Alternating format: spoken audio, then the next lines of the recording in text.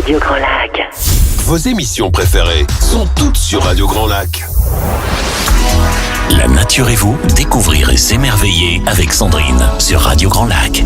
Bonjour chers auditeurs, ravi de vous retrouver pour votre émission La nature et vous sur Radio Grand Lac. C'est un moment pour découvrir les bienfaits de la nature sur notre santé, ses mystères et ses interactions. Depuis la nuit des temps, la nature nous inspire et nous émerveille. Mais comment sommes-nous en interaction avec le vivant autour de nous ? Pour en parler aujourd'hui, nous sommes avec Hervé Coquini. Bonjour Hervé. Bonjour.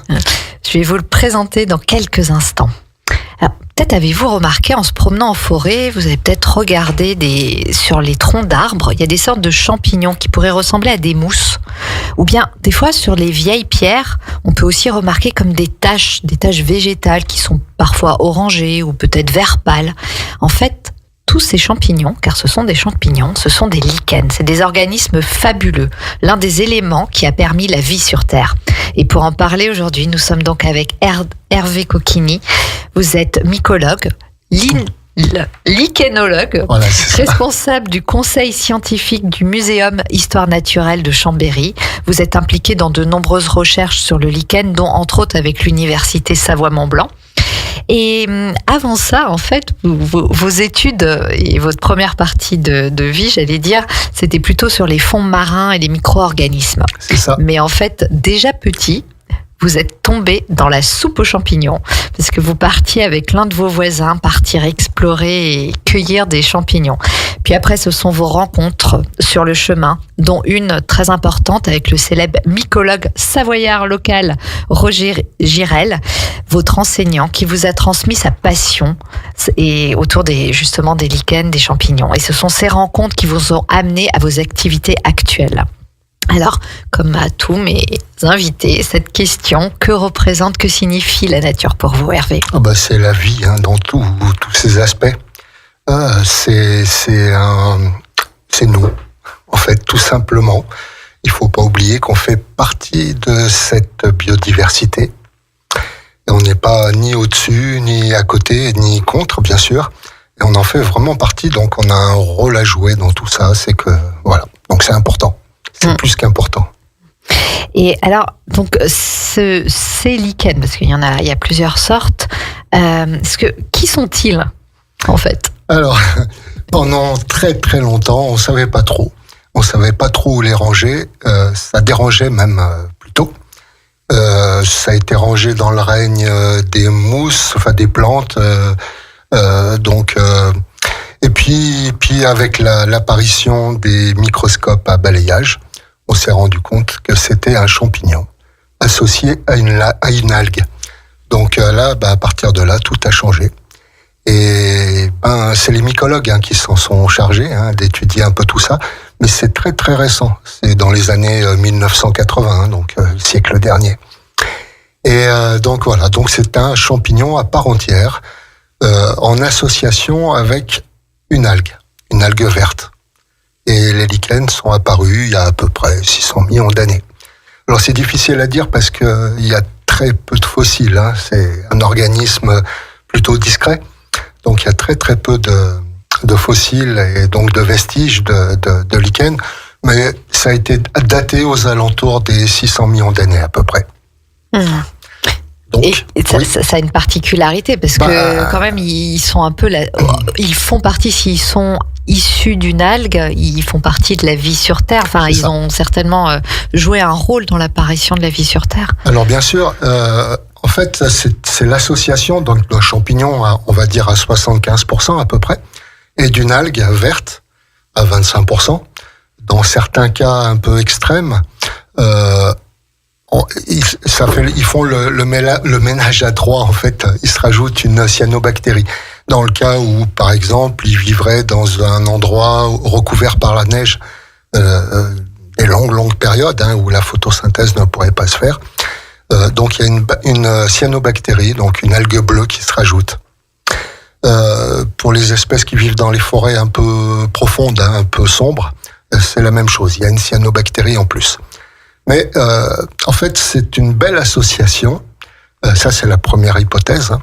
En fait, où le champignon va fabriquer la structure, un peu la charpente, on va dire, et va aller chercher l'humidité de l'air.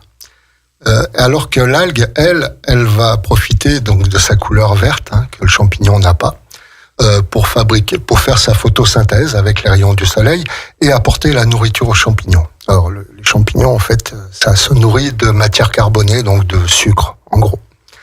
Donc voilà, issu de la photosynthèse. Donc voilà, c'est une petite association, en fait, à intérêt partagé, et égaux. Et l'algue sans le champignon n'aurait pas assez d'humidité pour vivre. Donc elle serait en état végétatif, en fait, les 3/4 de l'année. Et le champignon sans l'algue n'aurait pas de quoi se nourrir. Donc c'est assez génial comme... Par contre, ça ne tire à rien du support où il va s'installer. Le lichen n'est pas un parasite. C'est vraiment ça serait plutôt épiphyte, on va dire. Donc ça s'installe à un endroit et ça demande plus rien d'autre que de l'humidité et des rayons du soleil. Mais alors, comment ça se passe? Parce que l'algue était sous l'eau, donc il y a eu un changement, parce que voilà, on est passé à différents airs. Si le lichen permet, grâce à l'algue, de faire une photosynthèse, ça veut dire qu'il y a une production d'oxygène, donc c'est grâce à ça qu'il y a la vie. Enfin, comment ça s'est articulé, tout ça? Donc il y a 600 millions d'années, alors les champignons étaient déjà là. Les champignons, faut les imaginer plutôt microscopiques, c'est pas des bolets qu'il y avait, c'est pas des cèpes. Et il y a 900 millions d'années à peu près. Et quand les algues ont essayé de sortir de l'eau, de la mer notamment, elles se sont aperçues que c'était plutôt sec, l'ambiance générale. Et par contre, très vite, elles se sont rendues compte qu'en s'associant à ces champignons, elles pouvaient bénéficier de l'humidité que le champignon capte. Donc en fait, c'est une des premières photosynthèses sur notre planète. Donc le lichen a contribué à une grosse partie, a contribué à la vie de sortir de l'eau, donc avec une production d'oxygène. Donc c'est la première production d'oxygène sur la planète. Voilà. Et ça représente à peu près combien, comme ça, pour avoir une idée à l'heure actuelle? Toujours à l'heure actuelle, faut s'imaginer que le lichen, aussi discret qu'il puisse être, d'ailleurs on appelle ça, nous, la biodiversité négligée, il représente quand même 8% de la biomasse sur la planète. Donc c'est énorme, parce qu'on peut en trouver de partout, en fait, en haute altitude, dans les zones de marais, dans les déserts arides, désert de Namibie, il y en a. Donc ça recouvre quand même une grosse partie de la planète, et ça représente encore aujourd'hui, alors c'est difficile à chiffrer, mais entre 6 et 10%, suivant les saisons, de l'oxygène qu'on respire.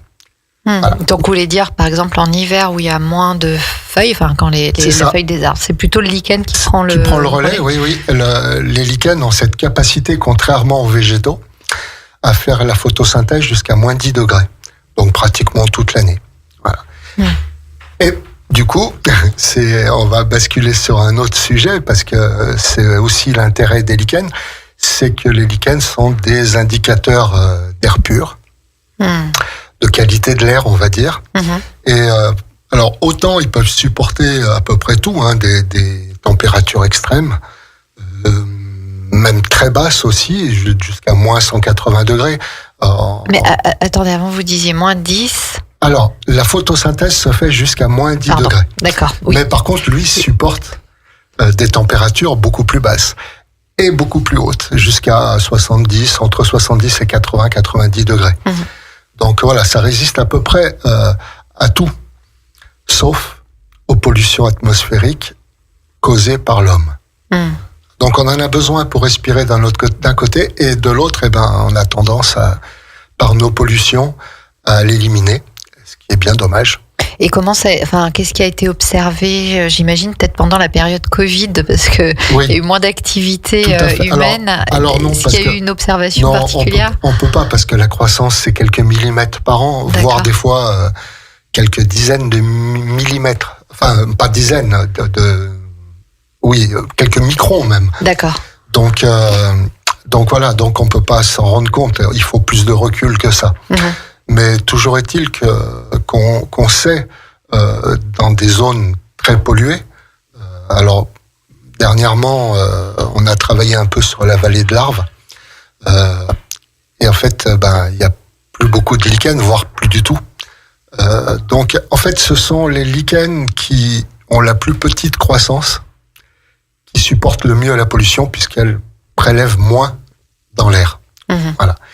Mais par contre, à des endroits très pollués, on trouve plus du tout de lichens qui pendent des arbres. C'est ce qu'on appelle les lichens fruticuleux. On n'en trouve plus du tout. On trouve plus que des lichens qu'on appelle crustacés. C'est les fameux ronds qu'on trouve sur les roches ou sur les arbres, sur les écorces. Et on trouve plus que ça, en fait. Voire plus du tout de lichens, carrément. Donc c'est comme ça que ça a été observé. Alors, moins de 10 degrés, en fait, pour les pollutions, ça veut dire qu'ils captent l'air toute l'année. Et l'hiver, en plus des pollutions causées par le réseau routier, par l'industrie, et surtout par l'agriculture, se rajoute le chauffage au bois. Et c'est le chauffage au bois, en fait, qui est fatal pour le lichen. Alors, faut bien sûr que s'il y avait juste du chauffage au bois, il serait heureux, il y aurait aucun problème. Mais ça, rajouté à toutes les autres pollutions courantes, c'est fatal pour les lichens.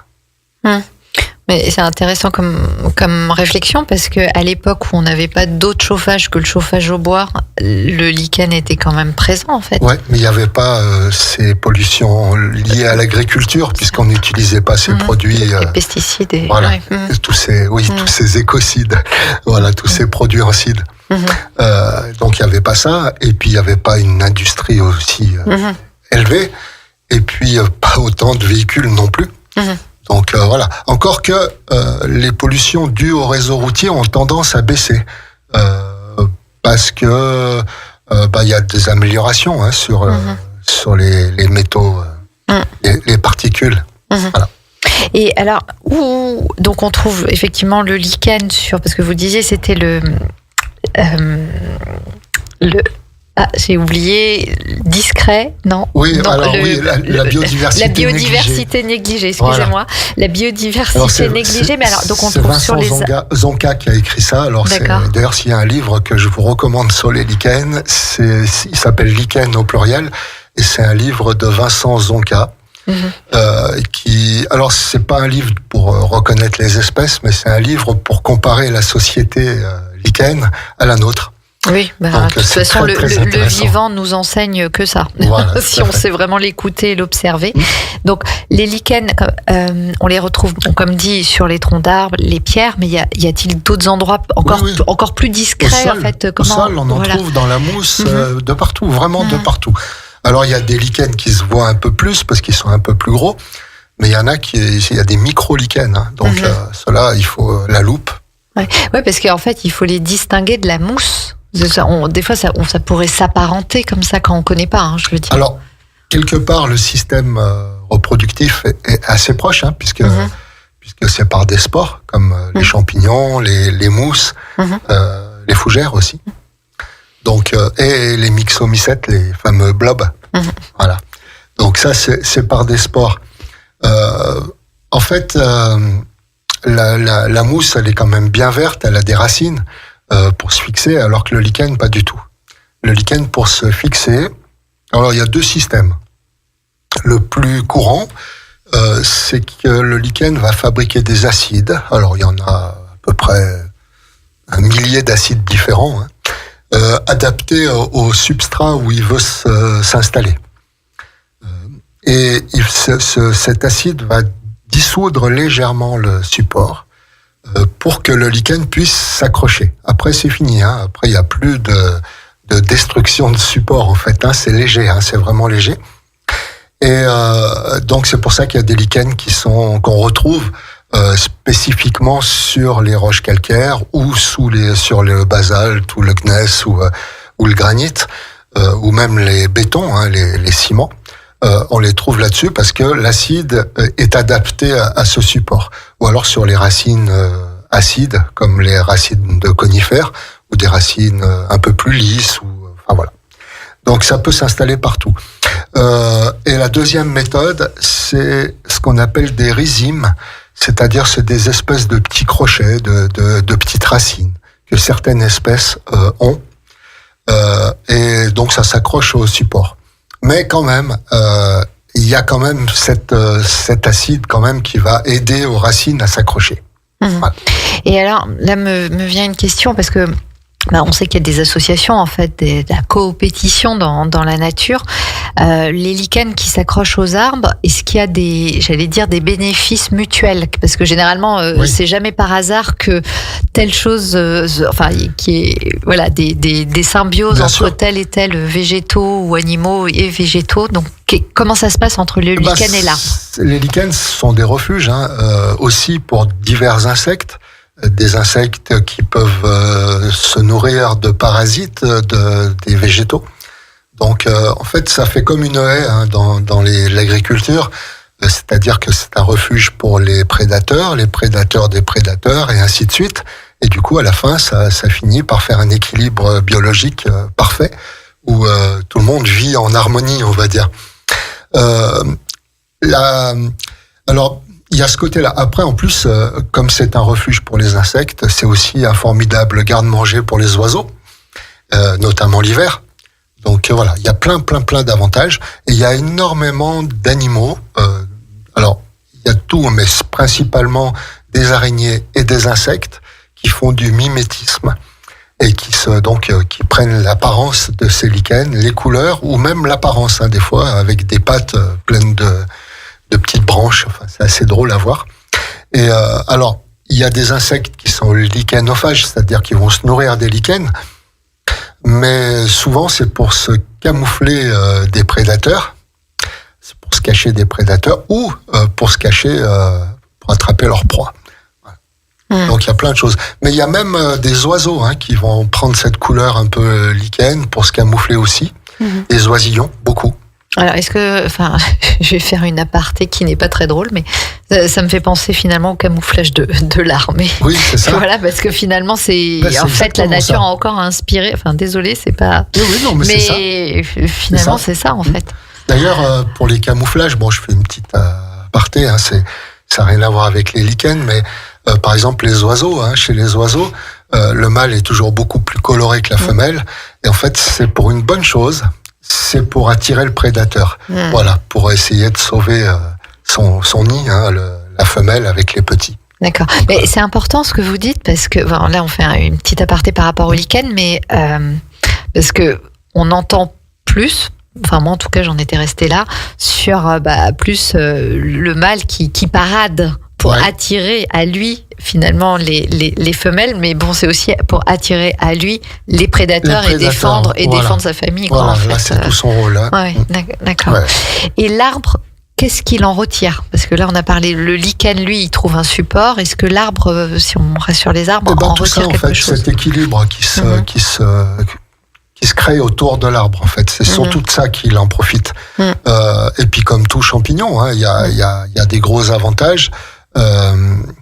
Notamment parce que, alors, c'est un peu complexe à raconter tout ça, mais c'est un gros équilibre où il va se former des micro-champignons, des parasites, des colamboles, enfin toutes sortes de petites bêtes en fait, ou de bactéries qui vont vivre dans cette mini-société qu'est le lichen. Voilà. Donc tout le monde y tire un intérêt. Oui, et puis l'arbre, des fois, il y a aussi des fourmis qui permettent de défendre l'arbre, entre guillemets, donc qui se nourrit du glucose de l'arbre. Donc ça crée, j'imagine qu'il y a le même système. Il fait partie de toute façon de l'équilibre de la biodiversité, comme les champignons sont un peu la base de tout ça. Tout à fait. Le mycélium, oui. Voilà, tout à fait. Bon, oui, eh bien, c'est passionnant, Hervé. On va se retrouver après une petite pause. À tout de suite. Au cœur de la vie locale. Aix-les-Bains, Chambéry et Lac-du-Bourget. Radio Grand Lac. La nature et vous, découvrir et s'émerveiller avec Sandrine sur Radio Grand Lac. Et on se retrouve en direct dans les studios avec Hervé Coquigny qui est mycologue et lichenologue. Donc on vient de prendre un long moment pour échanger sur comment fonctionne le lichen, qui est le lichen, parce que c'est quand même un organisme fort important puisque, entre autres, grâce à lui, il y a pu y avoir une bonne partie de la photosynthèse sur Terre. Et alors maintenant, parce qu'il y a l'air d'exister tout plein de différentes sortes de lichens. Alors, combien de sortes de lichens existent-ils? Comment ils se reproduisent? Enfin, j'ai plein de questions. Alors aujourd'hui, on a déjà déterminé à peu près 25 000 espèces dans le monde. On est largement en dessous de la vérité, ça c'est sûr. Et on en découvre encore à peu près entre 100 et 150 par an, des nouvelles espèces. D'ailleurs, les premières personnes qui ont commencé, un peu célèbres, qui ont commencé à étudier les lichens, c'est un personnage qui a qui a vécu dans notre région, c'est Jean-Jacques Rousseau. Il avait fait à l'époque, parce que c'était classé dans les mousses, il avait fait un moussier, mais ce sont des lichens en fait. Voilà. Donc 25 000 espèces. Chaque nom de lichen, c'est le nom du champignon qui est dans la symbiose.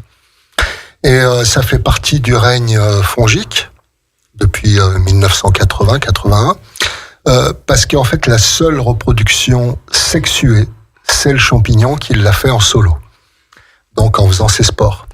D'ailleurs, l'organe reproducteur, le fruit en fait du champignon qui constitue le lichen, on appelle ça une apothésie. C'est assez joli, je trouve, comme terme. Et c'est assez joli aussi à observer. Ça fait des petites capsules, des fois rouges, des fois noires, des fois oranges. C'est très très très joli. Donc voilà, la seule reproduction sexuée, c'est le champignon qui l'a fait en solo, et il aurait même tendance à rendre stérile l'algue. Alors, il y a une deuxième hypothèse, c'est que il y aurait pas que la belle histoire de la jolie symbiose, où le lichen ne vivrait finalement que d'amour et d'eau fraîche. En fait, en gros, de rayons du soleil et d'eau fraîche. Mais on aurait plutôt tendance aussi à penser que le champignon exploiterait l'algue. Alors, il y a une jolie formule qui a été inventée par les Américains. En fait, les Américains disent que ça serait un champignon qui aurait appris à jardiner. Je trouve ça assez joli aussi. Voilà, mais de toute façon, que ça soit l'algue ou le champignon, tout le monde y trouve son compte. Donc c'est ça qui est assez intéressant quand même. Alors, la reproduction, c'est des millions de spores, comme pour les champignons classiques, qui vont partir dans les nuages. D'ailleurs, c'est assez sympa à comprendre comment les spores voyagent, mais c'est un peu long aussi à expliquer. J'allais vous dire comment ils voyagent. Alors, on pourrait penser, comme pour les champignons, beaucoup de gens pensent que c'est le vent, le ruissellement, les insectes, les animaux qui transportent ces spores, les limaces notamment. Mais ça représente 5 ou 6% à peine. En fait, les champignons, que ce soit les champignons ou les lichens, en fait, c'est quand il pleut, les spores sont aspirés par les gouttes d'eau qui tombent. Et la goutte d'eau qui tombe des nuages, ça crée un courant d'air ascendant, chaud. C'est un frottement dans l'air. Et les spores sont tellement légers et tellement minuscules, c'est quelques microns, ils vont monter dans ce courant chaud, en tourbillonnant jusqu'aux nuages. Et arriver dans les nuages, c'est tellement bien fait qu'en fait, il y a un produit sur ces spores qui va se gonfler d'humidité, petit à petit se charger d'humidité. Et les spores, aussi bien champignons, lichens, même les pollens, vont s'agglutiner et provoquer la pluie. Donc plus il y a de lichens, plus il y a de champignons, et plus il y a de pluie. Finalement, les forêts fabriquent leur pluie. Oui, mais parce que voilà, et en fait c'est dû parce qu'effectivement on sait qu'au-dessus des forêts il pleut plus, il y a plus d'humidité, etc. Mais en fait c'est dû à cette histoire des lichens. Voilà. Et du coup, ces nuages peuvent partir à plusieurs kilomètres, voire plusieurs milliers de kilomètres. D'où dans les déserts, etc. C'est ça, il y en a partout. Du coup, alors, pour qu'un lichen puisse se former, il faut que les spores du champignon tombent à proximité d'une algue. Ça arrive pas souvent. Mais comme dans le désert, il fait comment ? Ça arrive moins bien. Mais comme il y en a des millions, y a quand même plus de chances que ça réussisse. Mais en principe, c'est pas comme ça que ça se reproduit. La meilleure reproduction, c'est pas celle-ci. En fait, il va y avoir des espèces de crevasses sur le thalle, donc la surface du lichen, d'où va s'échapper une espèce de poussière très volatile qui est déjà un mélange du champignon et de l'algue. Et du coup, ça va partir, se redéposer quelque part et se reformer. Et ça part de la même façon dans les gouttes d'eau, enfin l'évaporation, etc. Pareil, d'accord. Pareil. Donc là, on pourrait même, ça va au-delà de la reproduction, c'est presque du clonage. Donc voilà, les champignons peuvent faire du clonage. On n'a rien inventé. Et non. Il ne faut pas l'oublier quand même. Voilà, Revenir à notre humilité parce que vraiment, d'accord, c'est passionnant. Et j'ai une petite question parce que il y a peut-être d'autres vertus au niveau des lichens. Je lisais là dernièrement que les pharaons. Oui. En Égypte ancienne, ça a des vertus de conservateur pour les parfums aussi. Alors on a découvert, c'est ces fameux acides que le lichen fabrique et qui se transforment en cristaux. On a découvert qu'il y avait plus de 800 acides, donc 800 substances uniques au lichen qui seraient intéressantes pour la médecine. Et ça va de l'antibactérien à l'antiviral, à l'anticancérigène. Donc, il y a vraiment plein de choses intéressantes et on n'est qu'au début des recherches. Alors, il y a un lichen qui est très connu, c'est l'usné, ces espèces de comment dire, comme des cheveux qui pendent des arbres. Cet usné, c'est un antiviral, donc ça soigne la grippe et pratiquement toutes les maladies virales. Mais alors j'ai une question, parce que vous parlez donc de ces petites substances qui sont volatiles, parce que comme on parle des composés organiques volatiles dans les forêts et que ça a un impact en tout cas sur la production et l'efficacité des cellules anti-cancer, est-ce donc les arbres ou est-ce donc les lichens ou est-ce donc l'ensemble ? C'est l'ensemble. Et d'ailleurs il y a eu quelques recherches là on a découvert que les plantes médicinales, enfin une grande partie des plantes médicinales, c'était pas la plante en fait qui était médicinale, mais le champignon qui est à l'intérieur, qui mycorhize les cellules, donc ils font de l'endomycorhize. Voilà. D'accord. Donc, alors revenons-en parce que aux Égyptiens, le fait que ce soit ça puisse conserver. Voilà, ils rembourraient les momies avec ça, déjà pour le volume, pour remplir les corps, mais aussi pour les effets antibactériens. D'ailleurs, il y a des oiseaux, comme les mésanges, les pinsons, qui ont compris ça et qui utilisent ces lichens-là pour faire leur nid, et justement pour les effets antibactériens. D'accord. Donc ça, c'est très intéressant. Il y a des lichens qui sont antifongiques aussi. Alors, c'est comestible, en fait ? Alors, en France, en tout cas. En tout cas, en France, il y a que 2 espèces qui sont toxiques et gravement toxiques, qui sont pratiquement mortelles. Les 2 espèces sont de couleur jaune et vivent uniquement sur les cèdres. Les mélèzes, pardon, excusez-moi. Sur les mélèzes. On les trouve pas ailleurs. Donc, les autres sont tous comestibles, mais très souvent très amers. Et l'amertume, dans nos gènes, c'est signe de toxicité. D'ailleurs, c'est pour ça que les enfants n'aiment pas les endives, c'est parce que c'est amer et ils ont encore ça dans leur gène. Et du coup, si on les force à manger des endives, ils vont assimiler ça comme si on voulait les empoisonner, quoi. Donc, il faut les laisser ne pas vouloir manger des endives jusqu'à qu'ils se rendent compte que l'endive finalement est comestible et qu'il y a beaucoup d'animaux, de végétaux et de champignons qui font semblant d'être amers pour se protéger des prédateurs. Oui, ils mettent une ruse en place. Voilà. Et je lisais, j'ai encore 2 questions. Je lisais aussi, où j'entendais, ça contribue aussi à la confection des parfums. Oui, alors c'est un lichen qui s'appelle Pseudevernia furfuracea. C'est très simple, les noms de lichens. Qui était utilisé, pour faire comme base sur la plupart des grands parfums, comme le Chanel numéro 5 par exemple. Je crois qu'il y a Acqua di Gio aussi d'Armani. Alors, c'est pas vraiment pour son odeur, bien qu'il y ait une petite odeur boisée, mais c'est surtout parce que c'est un exhausteur de fragrance, donc ça active toutes les autres odeurs.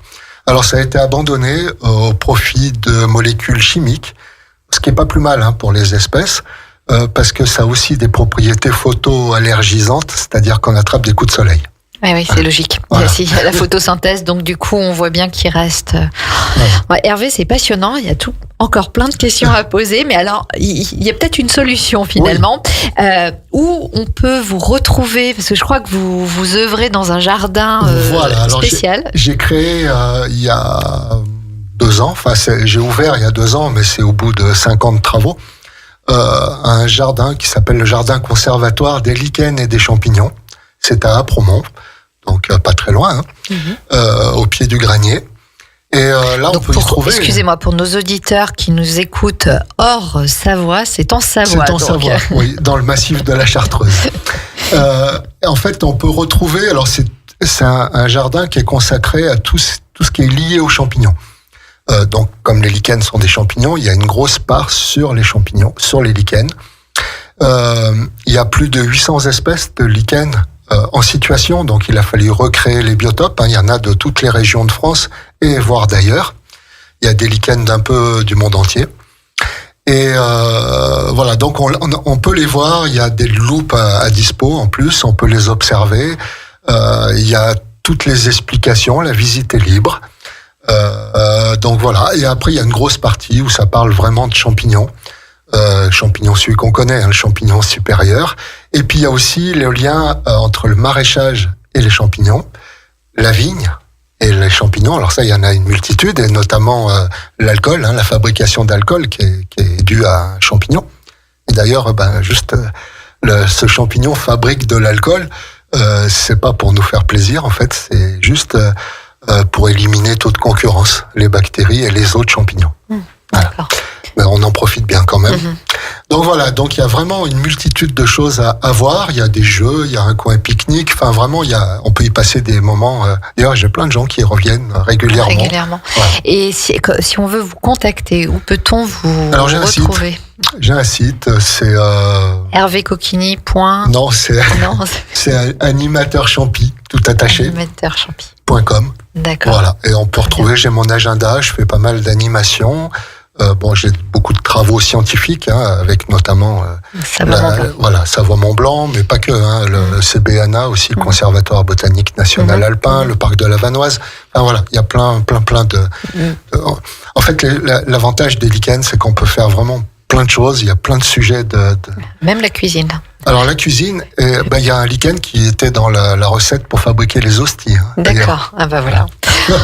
Hervé, c'est passionnant. Donc je pense que, chers auditeurs, si vous voulez retrouver Hervé Coquini, il nous a donné ses coordonnées. Vous pouvez venir en Savoie si vous n'êtes pas par ici. Et si vous aimez l'émission que vous écoutez en replay sur YouTube, n'oubliez pas de liker et partager. Et vous allez retrouver à 18h30 le Grand Bain de l'Écho avec Benjamin. Merci beaucoup, merci Hervé, à bientôt.